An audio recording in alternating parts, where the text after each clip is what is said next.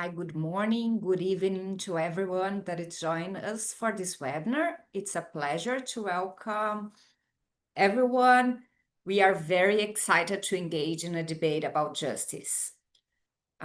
Before we start, I would like to open with a disclaimer. All statements expressed by Fundação Getúlio Vargas employees and guests in our online events and broadcasts exclusively represent their opinions and not necessarily Fundação Getúlio Vargas' institutional position. We also reiterate that everyone present here agreed to participate in this event of their own free will, and they consented to be recorded in this broadcast, which will be posted later on our official channels.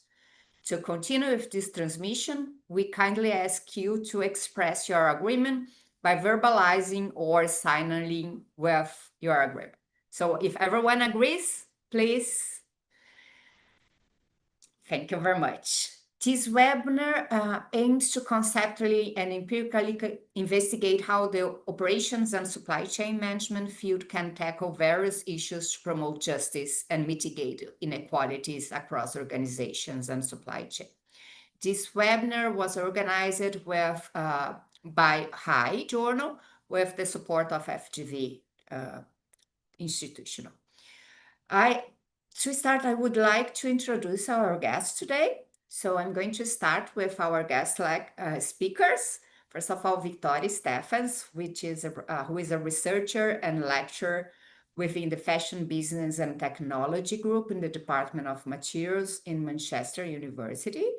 Her research interests center on the nature and role of knowledge production routines in addressing issues of sustainability or unsustainability and justice or not justice for human and non-human stakeholders, particularly in the context of the management of global supply chain. Victoria will present her research about the topic, and in the sequence, Juliana Bonomi, who is a professor and researcher in our operations management at Fundação Getúlio Vargas, and she's also the editor-in-chief of RAE since 2024. Juliana is going to present RAE and the RAE scope.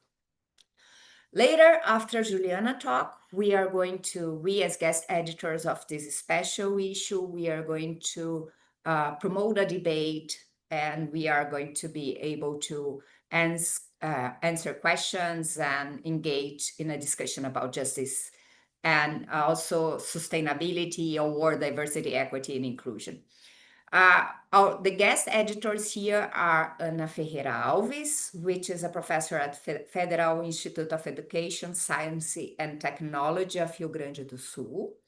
Andrea Lago, who is a professor in the Department of Production Engineering in Universidade Federal de São Carlos. Minelli Silva, who is a professor in Supply Chain Sustainability in Asper School of Business in the University of Manitoba. Salomé Ruel, who is a professor at Excelia Group and belongs to the CERIN Research Center.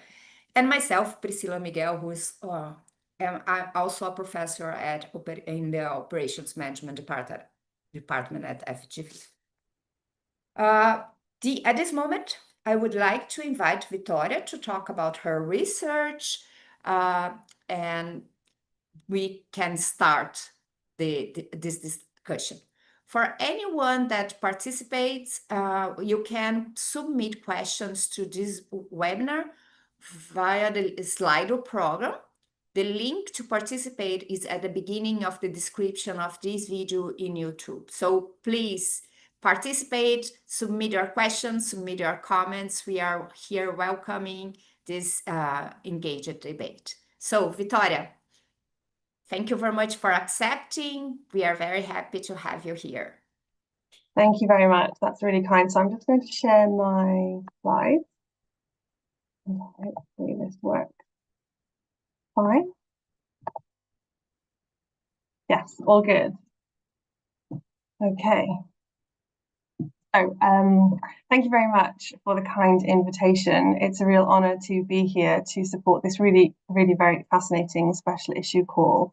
What I would like to do today is talk a little bit about our work with justice that has been centred on a project that has been led by Amy Benstead at the University of Manchester, where I'm also based, along with our colleagues Philippe, Erica, Dane and Helen, based at other universities in the UK, Glasgow Caledonian and Durham. It's a project funded by the Leverhulme Trust, and it takes as its empirical centre the Leicester garment industry in the UK. And our focus has been the notion of worker voice as it pertains to being able to enable improving equality and justice and working conditions, improved working conditions and decent work in the garment industry. So as I say, what we've been doing is using recognition justice as a particular way of thinking about and trying to better understand our consideration of worker voice. So what I want to do briefly in the next couple of minutes is to talk a little bit about our research, why we came to thinking about recognition justice, what it says and what it said to us and how we interpreted it and used it as a way of researching and thinking about how we conceptualize but also operationalize worker voice, and some insights that seem interesting that are emerging for us if we think of worker voice through this justice lens. Then I just wanted to finish off by touching briefly on some ways in which it seemed to me that recognition justice fruitfully resonated with some of the interesting topics that have been raised in the special issue, and to finish off with some thoughts about some maybe theoretical and empirical considerations that we might need to give to working with the justice lens, if it be recognition or if it be something else. So to start with a little bit on why we came to justice in the first place. When we started the project thinking about worker voice, we were looking into empirical studies that had already been done around issues of working conditions and worker voice in the Leicester garment industry, but also more broadly in the context of working conditions in global supply chains more broadly, and sort of engaging with empirical work. And as we engaged with what we were seeing, it seemed to us that there were interesting observations to be made about these empirical findings from a more human perspective, from a sense of how do workers feel as they're experiencing their engagement and they're experiencing engaging with worker voice initiatives. And I've just got two small examples here to sort of symbolize the things that really resonated for us that led us to think about justice. And the first was a testimonial from a garment worker in Leicester that was reported in research coming out of Nottingham University, led by Alison Gardner. And they reported one small testimonial from a garment worker who said, HMRC and GLAA in the UK, authorities that are there to protect against abuses of workers. They said they never came back to us. They say to report to us, but they never responded. They never said or did anything. And this felt quite interesting, just for thinking about it more than a technical issue or a resource-based issue of lack of response, but how workers might feel as emoted through this this testimonial to not be responded to when they're encouraged to speak up about workplace abuses. And the other was quite interesting, we thought, as a reflection that was given by colleagues working for a seafood company, the Thai Union Group, in their efforts to develop a worker voice app that would be available for workers on fishing vessels. And they were talking about their development of the app, and they wanted to engage with workers, think who would workers want to speak to. And they said, we thought that workers were going to say, we want to talk to an NGO or the Thai government. But overwhelmingly, they said, we want to speak to our families. We're going out to sea for weeks at a time. We want to know what's happening at home. And for us, that particular anecdote felt quite interesting for the fact that it was possible to think that a worker voice app would, in the first instance, be used by workers to want to speak to the government as opposed to wanting to speak to families. Again, just a small anecdote that symbolized some of these ideas that we then felt resonated really strongly with some discourses that were emerging in the literature. So discourses around humanizing research on workers so as not to see social issues of working conditions as a an instrumental issue or a pure managerialist issue, but rather around humanizing workers. But it particularly resonated with us when we thought about this notion of reification that Goldenschlepper had talked about a couple of years before, where reification refers to type of human behavior that violates moral or ethical principles by not treating other subjects in accordance with the characteristics of human beings, but as objects, as things or commodities.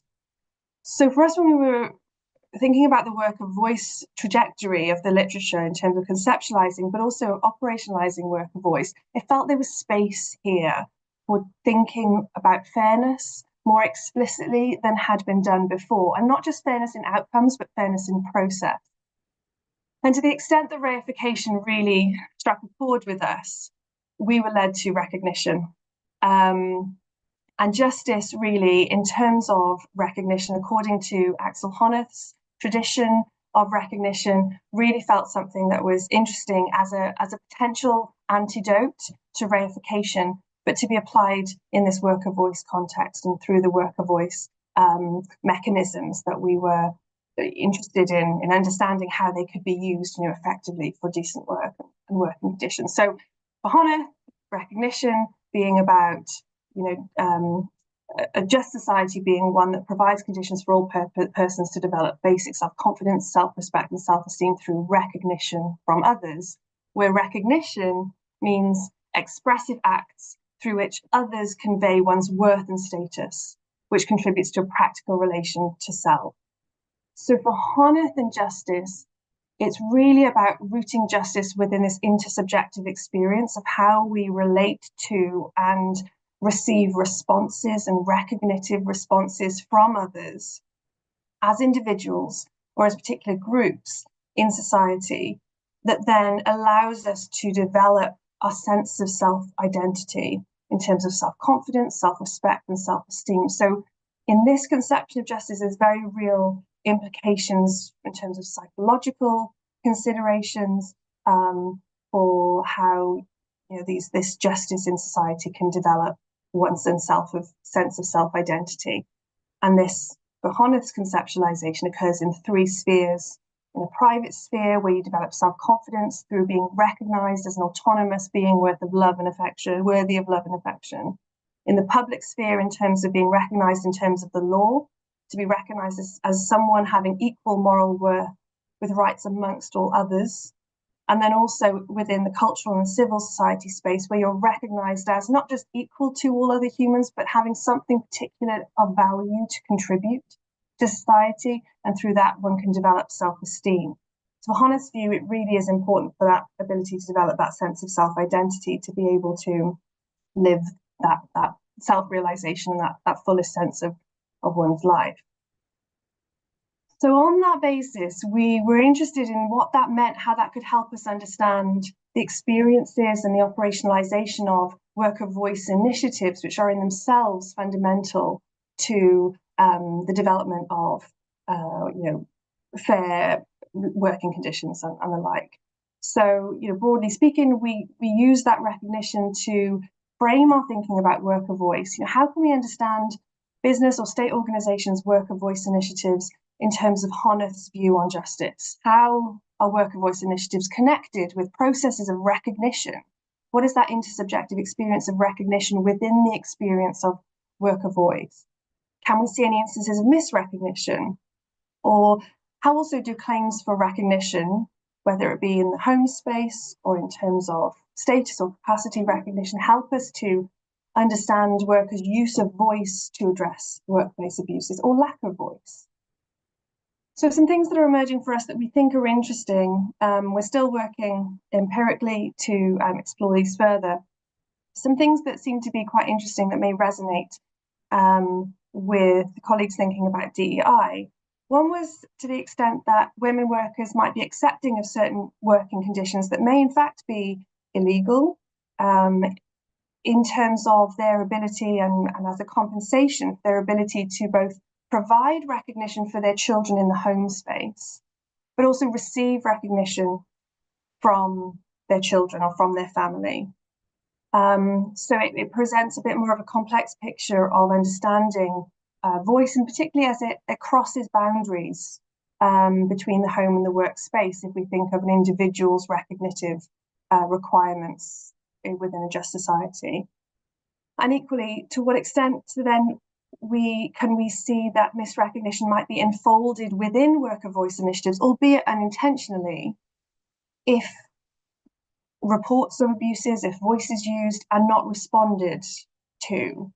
Recognition gives a greater moral weight to those experiences of a lack of response from authorities to reports of abuses, for example, that we might otherwise have seen. And generally, thinking about acknowledging risks of reifying workers as sources of information about abuses, perhaps within multi-tiers in the supply chain, rather than recognizing them through worker voice as individuals with recognitive needs. So these were things that we thought seemed quite interesting, and as I say, still exploring further from an empirical perspective.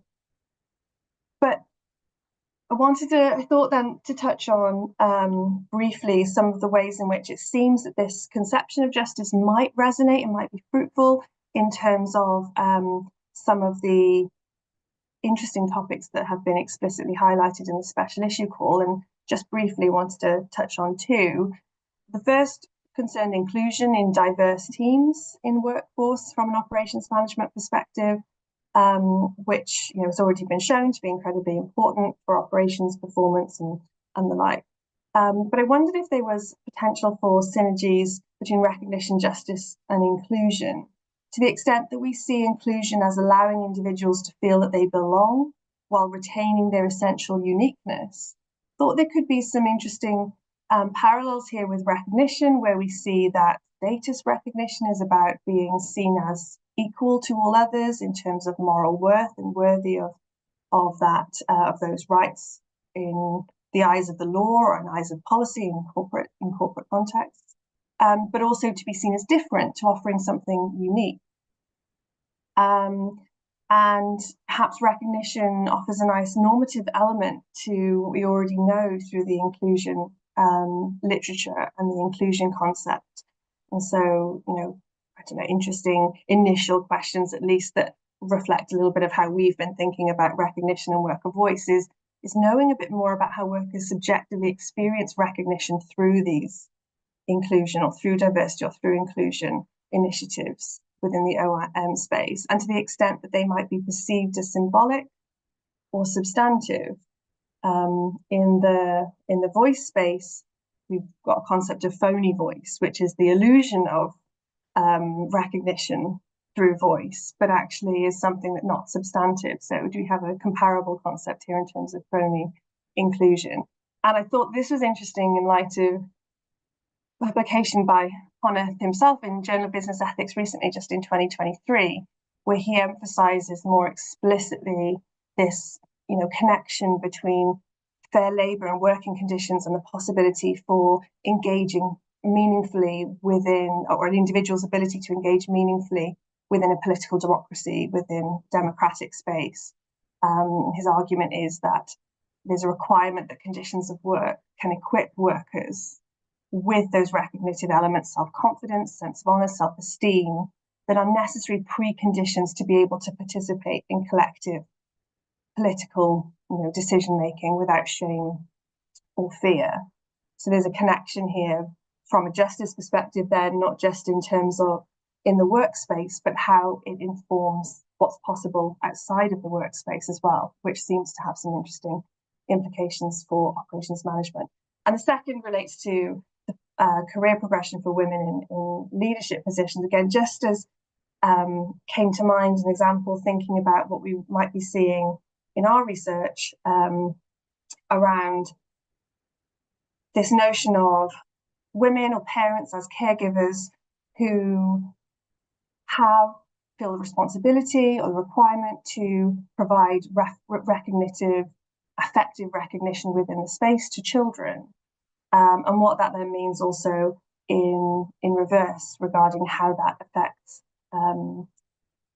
ambition or possibility in terms of taking leadership positions. So, it's what about women leaders as mothers or caregivers who also work to recognize children outside of the workspace, but having impacts on their progression within the workspace. And this seems interesting because Hannah talks about affective recognition being fundamental. And also there's some empirical evidence that I'm just briefly highlighted here on quiet quitting, or also employment projects for adults with intellectual disabilities, showing that we can see individuals' claims for recognition in some spheres at the expense of, or to compensate for, misrecognition or recognition in other spheres. So they're not always fully complementary, and it can present a little bit more of a complex picture. But just to finish off, I felt it was important just to mention that, when we're working with justice, something that I've become more aware of through our work with Hannah's tradition of recognition justice, is the extent to which there are different philosophical traditions and roots that really ground notions of justice and recognition in particular. And a famous one is the debate between Hannah and Nancy Fraser, where Hannah places it in intersubjective relationships, but Nancy Fraser's theory places recognition more in a cultural realm, in a structural realm. So that has some philosophical implications and maybe theoretical implications. So Hannah's version worked well for us in terms of, I think, what we were seeing and the phenomenon we were concerned with in terms of work and voice initiatives, but another tradition might be better for alternative. And this can obviously then have impacts on how we empirically investigate misrecognition, whether it be through empirically trying to understand subjective experiences, perhaps through interviews as we might ordinarily be doing and be used to, or whether we are, through Fraser's tradition, concerned with the more structural elements that might require an alternative form of empirical investigation through group discussions with multiple stakeholders to deliberate the extent to which there might be recognition or institutionalized recognition of value, misrecognition, impacting on DEI initiatives or anything else. And finally, some have suggested there might be a possibility for a combined approach to recognition that might be interesting to explore, but that's an open question.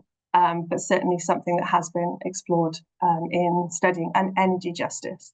So I'm conscious of time, and I hope that that's been useful and interesting for explaining a little bit about how we've engaged with justice in terms of recognition, and how we've tried to apply it to our thinking about humans behind and within the work of voice, workers within work of voice initiatives, and hopefully it might be some food for thought for how colleagues will be investigating DEI through recognition justice. So I'll leave it there. Thank you very much for your time and for having me. Thank you, Victoria. It was a great presentation. Thank you. And I also would like now I would like to invite Juliana so that Juliana can present RAE and the expectation or the guidelines that RAE expect from authors. Thank you, Juliana.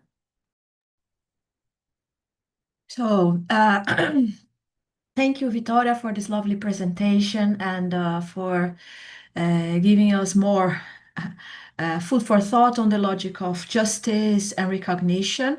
And I would like, obviously, to thank the audience and also the guest editors for organizing this webinar and for organizing this special issue, right?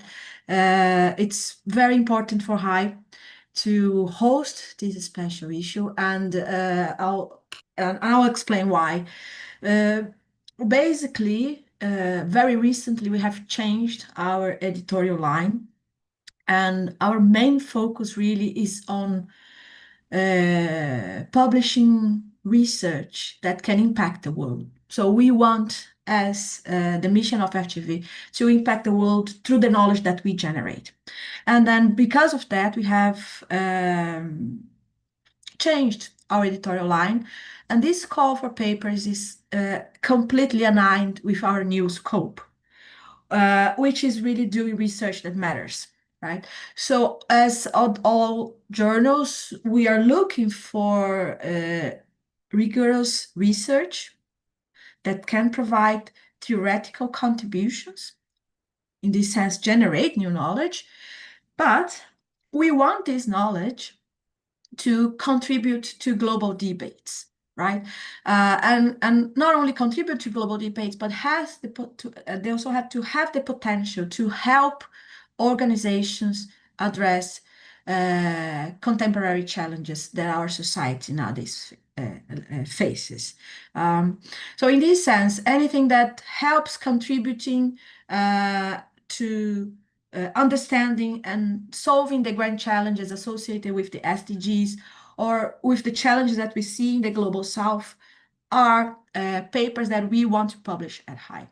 And not only that we prefer them, but we are exclusively focusing on this type of work. So nowadays at HAI, we look for a theoretical contribution, but papers also they need to have the societal impact component, right? So this is either related to, as I said, understanding and solving grand challenges related to the SDGs, or challenges that we see in emerging markets that are somehow related to the global south, to the challenges that we see in the global south.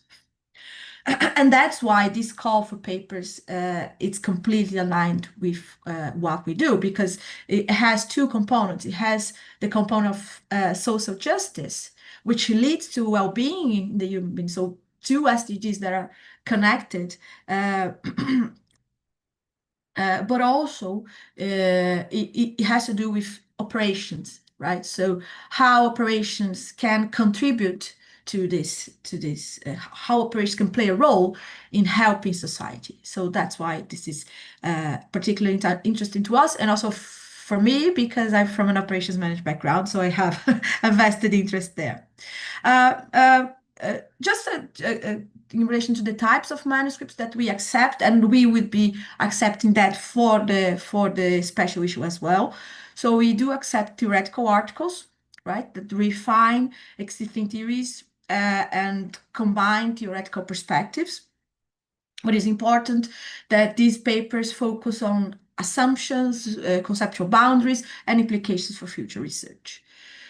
The second is a traditional type of empirical article where you use qualitative or quantitative methods to explore a phenomena.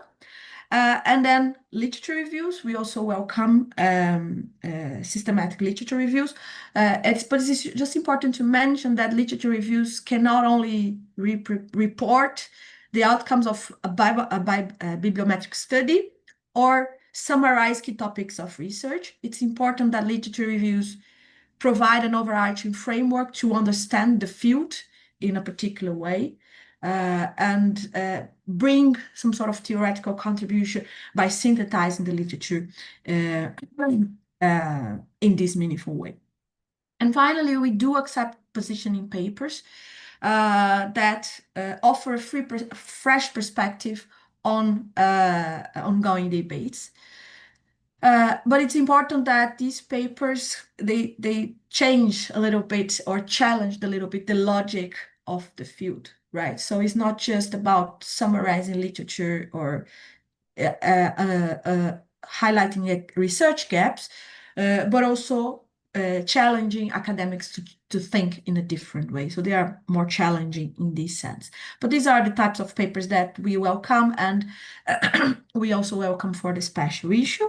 And the basic requirements that we have, I think they are very in line with top journals. We're looking for well-written manuscripts that have really good, concise and clear structures that describe very well their methodology. We probably will not accept a paper that is a half-page long, has a half-page long methodology, because it's very difficult to understand what is done in the research. So it's important to explore and explain the methodological instance in detail. And then for the discussion, what we ask is that the papers have two sessions. One is on the theoretical contributions, and we ask the authors to connect their findings with extant literature by citing meaningful work, but also have a session on the societal impact of the work and how they relate to the SDGs or the challenges of the global south. So it's important to have this session in the manuscripts that are submitted to RAE. And if possible, and if you see this connection, connect this with an SDG and mention that in the abstract already. Okay, so these are, I would say, the main requirements that we have nowadays. So a good quality manuscript, but that also generate knowledge that can help society in general. And so that's why the special issue is completely aligned with what we are looking for. And I will now give the word back to Priscilla. But I'm here if there are any other questions in relation to the format and scope and so on. Thank you, Juliana. Great presentation. It's always good to know target what the journal that we are targeting to publish. So just to remind everyone, if you want to submit questions or comments, you can do that via the Slido program.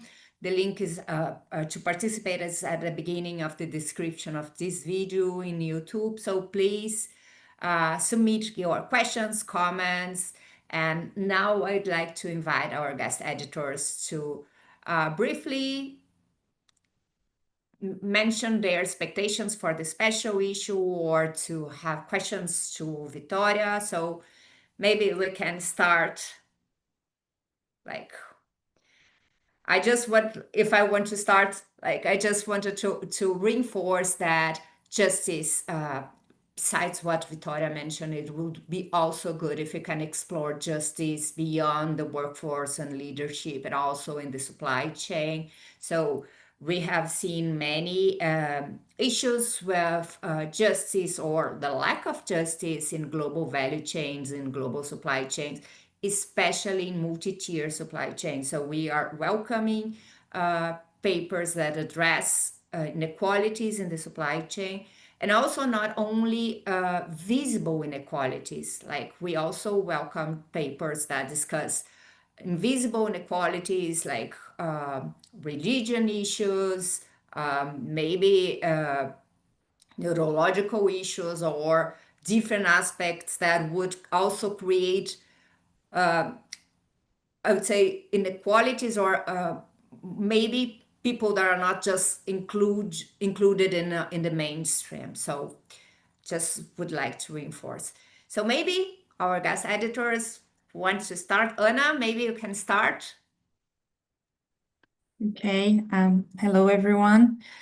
Thank you, Priscilla, Victoria, and Juliana. And something that I want to highlight is that context matters. So I think it's important for us to have papers that can explore context beyond to tell us a little bit of background, but we want to papers that are able to tell us insightful history beyond something that the setup, but we want to papers that they're able to explore context and are able to tell us why this is original and why this is important for the field. So this is something that we want to read and we want to contribute. We have this context and this is important for this context, but also can be some kind of inspiration for others. So this is important.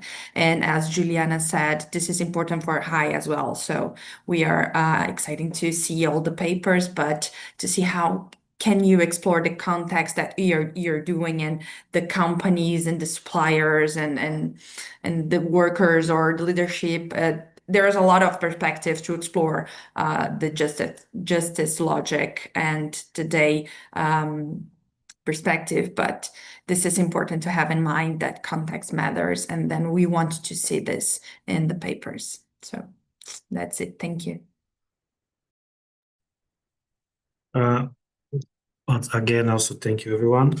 Just complementing these perspectives, one of the interesting points is related to the grand challenge. So how we're going to see operations and supply chain management being shaped, facing climate change, facing all the modern slavery debates, and how this relates to justice. So as Victoria was mentioning, there are many nuances that we can discuss about these points, and we can reflect.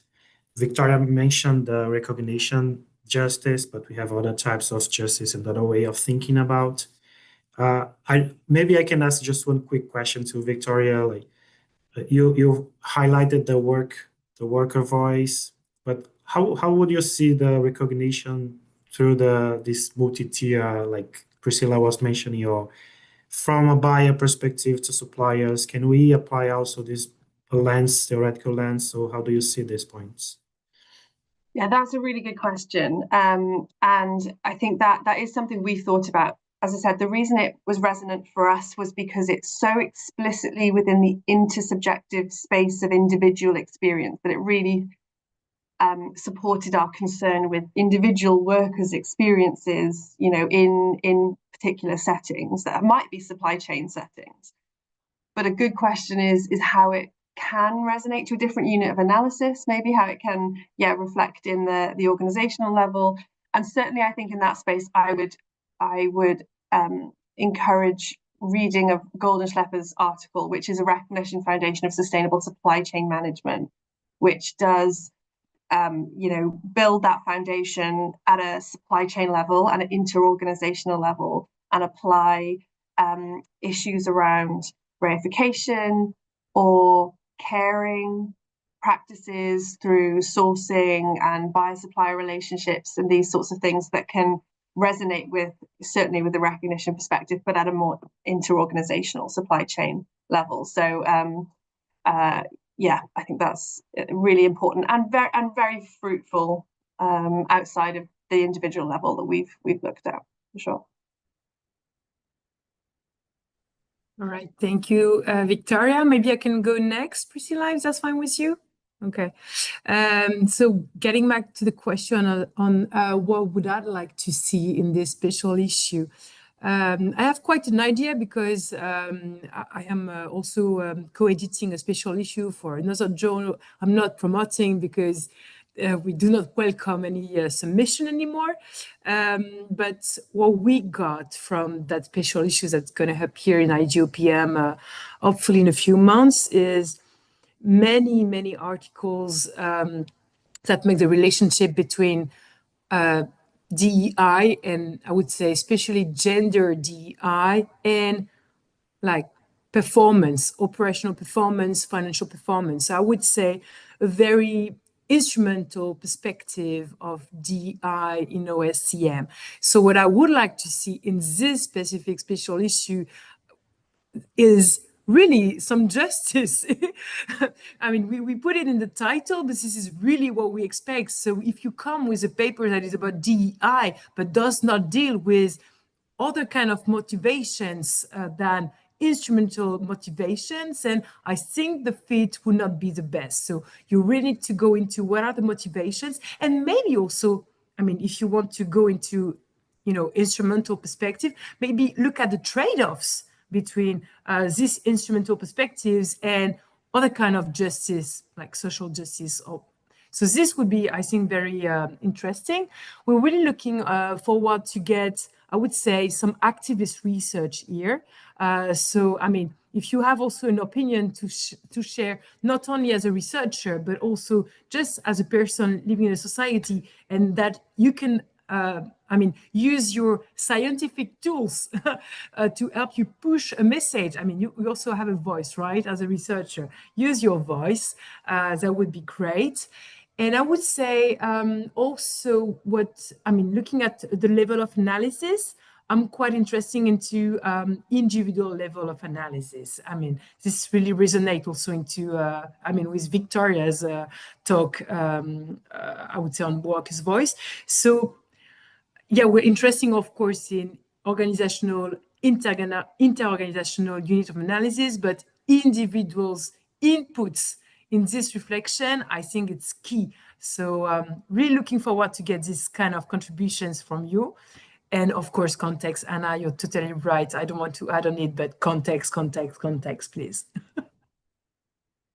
Thank you.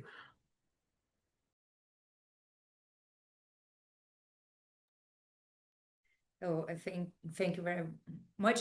I just would like to remember, guys, that if you want to submit questions or comments, please do that by participating. The link is at the beginning of the description of this video. I also like to add to my colleagues, I think that justice and DEI, it's much beyond just a number, or it's really going, I think that when we talk about DEI, it's not just a number or increasing a representativeness. So we would like to welcome papers that discuss really equity, equal opportunities, and also inclusion. As well, it would be great if we can receive papers that compare different perspectives, global north with global south, different inequalities, different marginalized groups. We know that diversity, it's not the same when we are in the US or in Europe, or when we are in Brazil or in Africa and so on. So there are so many different aspects of diversity or inequalities. We also welcome papers that study intersectionality, that goes really discuss how different kind of discrimination might impact the workers, the leadership, and also the supply chain. So we would like to really go into this debate, or how does this context and also the combination of the integration of different inequalities or different diversity issues could impact the supply chain, or could impact decision making, or even really as I think that really the well-being of our supply chain, and really promote something that is really different. And in this sense, like Salome mentioned, it's not enough to say, okay, let's see how we can increase women in leadership or diversity in leadership, but how this would impact decision making in supply chain. How would this reflect? How would this be adopted in the whole? It would have a contagion effect in the workforce. So we all welcome papers that would consider the company perspective, but as well as Victoria mentioned, we are really interested in having the voice of this inequality, like really promoting different opinions and different perspectives. So challenging the status quo would be great. Papers that would really maybe make some important contributions to our field. Okay. Andrea? Hi, everyone. I want to also ask something to Victoria. Victoria, do you think that technology could help this process of give voice to some stakeholders that we are not usually used to hear? This is just this point. Yeah, no, absolutely. And I mean, there's such great work emerging now and developing that's looking at technology. So absolutely. I think from our perspective, what we would say is that when we're engaging with technology, it isn't always an obvious bedfellow with justice, perhaps in our management space. And so bringing those together to think about how those experiences with technology are in themselves just. And so basic things from our perspective, from recognition, would be setting up and assuring not only capacity for accessing voice, but responding to voice, so that you're not only getting voice from workers, so to say, but also able to distribute responses, so that there's that, that sense of that recognition, that intersubjective experience, through the use of voice. And technology, presumably, it makes sense, would only have an important role to play in enabling that side of the coin. So yeah, absolutely. I think there's always going to be an opportunity to see the value of it in developing that justice, but also to be critical in how we're using it, to make sure it's not for instrumental reasons, as we've said, or it's not just to, as we say, reify the information or the people who are engaging with that technology, but to see it as a integral to that justice. So yes, in short, absolutely, yeah, it's so Thank you. important. Thank you. So we have a question to Victoria from our audience. How can we recognize or interpret silence, which holds significant cultural meaning in many non-Western contexts, Victoria? It's a really lovely question. It's a really important question. And it's interesting, obviously, because we perhaps tend to conceptualize, sometimes we can conceptualize voice in a very active, oral, individualized way of using agency and empowerment to speak up, so to speak. But I really like the assumption here, which is that we should think of perhaps voice in non-verbal terms, right? It doesn't have to be, it can still be a metaphor for something much bigger than just verbal or oral reporting or opinions and perspectives. And obviously, I think silence here is going to be a huge part of that. To that point, I wonder whether this might be a relevant place to mention something else that I was thinking about as you were talking about different perspectives and the multiplicities of DEI as it relates to the global South as well as global North. And I think we could say the same about justice if we're using particular theoretical lenses or philosophical lenses. Recognition, rules as theory might be coming from a European or a North American tradition. I suppose I'd be interested in, I don't have the answer to this at all, but what broader perspectives on justice might there be beyond that originate within alternative knowledge settings, perhaps within the global South. But yeah, that's a really lovely question. I don't know how to necessarily give a solid answer to how we can recognize it, but certainly I would agree in the importance of broadening out this notion of voice. I think my final point would be, if we were to take justice into the epistemic space as well, to think about how we're trying to open up our capacities to interpret outside of our own cultural lenses, outside of our own dominant theoretical lenses, to interpret empirical material in just ways. Maybe that might be a way of being able to better accommodate these notions of, silence and non-oral contributions that could give us some interesting insights if we had different interpretive lenses, maybe theoretical lenses, philosophical lenses. But yeah, I hope that's an interesting response, at least. Thank you. And just to add, I think that maybe to understand if the right channels are in place for people to really talk about their problems, because sometimes we are trying to implement some common ways to promote or to hear people that we are used in Western context, such as like, oh, there is a code of conduct, or we are open for dialogue. But if we do not understand the culture, that doesn't work, and we need to understand. So it would be very good to understand how silence or can be avoided, or how people can really participate. So it would be an amazing discussion about hearing about that. So Juliana?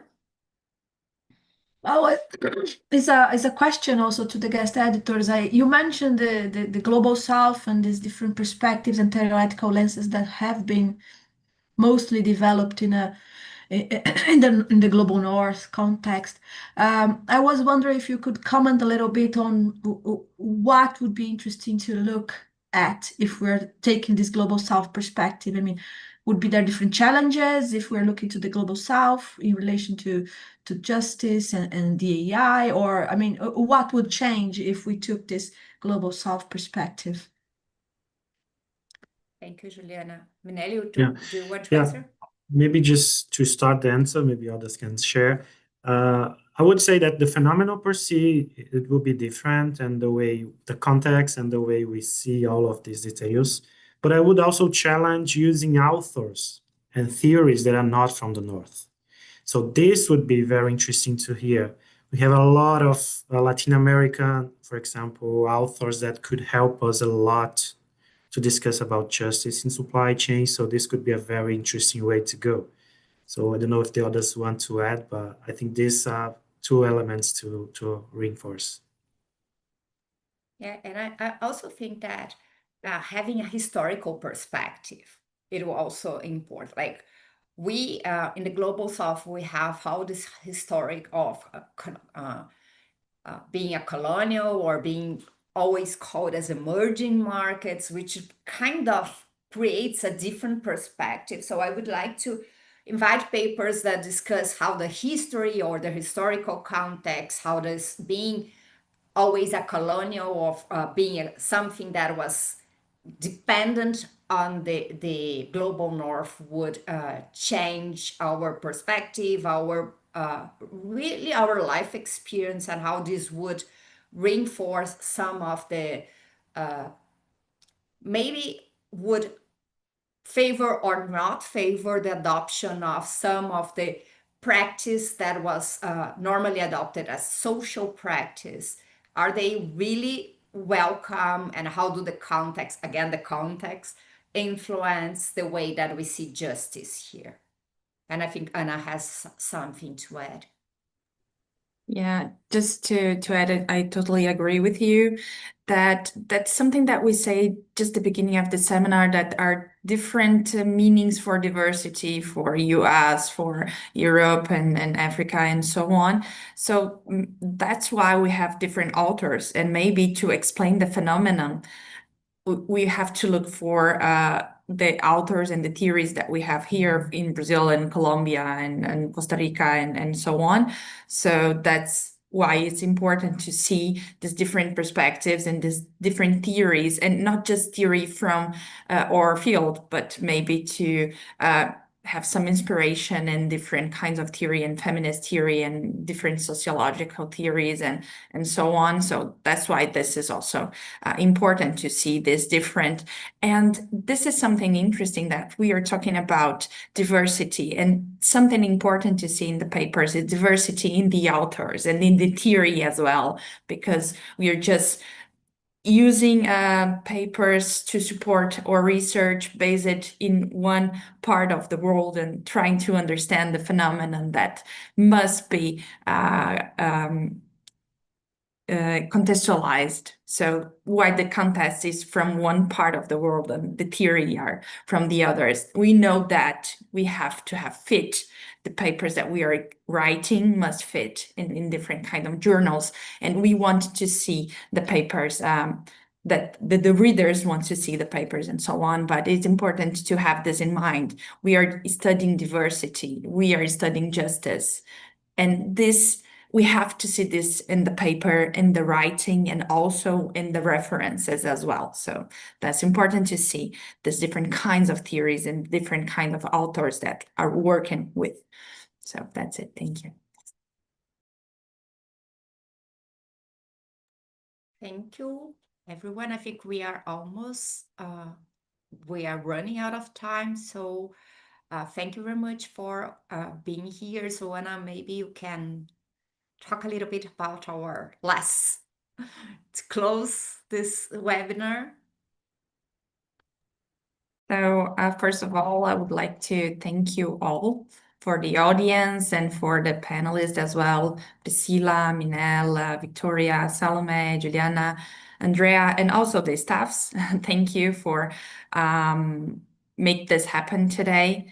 And one thing that first of all, that is important, first of all, to say thank yous and all, is to remind you the deadline that we have for submission of this special issue. So we are welcome papers until July 3rd, 1st.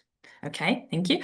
July 3rd, 1st. So please, we have more than a month. Let's say that, hopefully more than a month positively more than a month to submit the paper. So please consider to submit your research, consider to submit your paper to our special issue. We're excited with the topic that we are focusing on. So once again, submit your paper, consider to submit your paper to our special issue. We have a month to do this. So we have a lot of perspectives as we see today.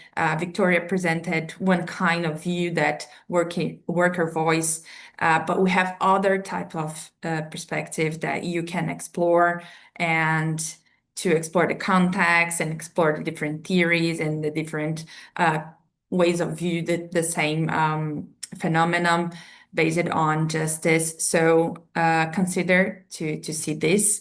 And we are, until the deadline, we are also available for questions.